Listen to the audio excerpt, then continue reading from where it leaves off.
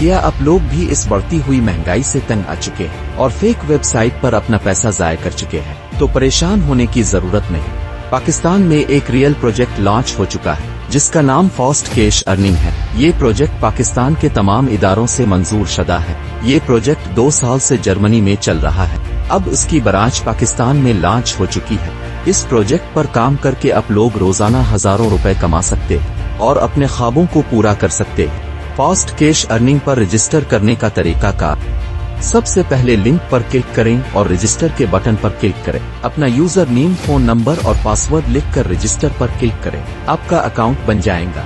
3 lines पर click करें और डिपॉजिट के ऑप्शन पर क्लिक करें। आपको काफी इन्वेस्टमेंट प्लान नजर आएंगे। अपनी मर्जी से कोई भी पैकेज सिलेक्ट करें और इन्वेस्ट नाउ कर दें। आपको काफी बैंक अकाउंट मिलेंगे। किसी पर क्लिक करें और बाय प्लान पर क्लिक करें। कंपनी के नंबर पर पेमेंट सेंड करें। पेमेंट की TRX ID लगाएं और पेमेंट का स्क्रीनशॉट लगाकर डिपॉजिट नाउ कर दें। आपका डिपॉजिट लग जाएगा। डिपॉजिट अप्रूवल होते ही 3 लाइन्स पर क्लिक करें और वॉच एड पर क्लिक करें। अपनी एड देखें और कुलिकेट रिवॉर्ड पर क्लिक करें।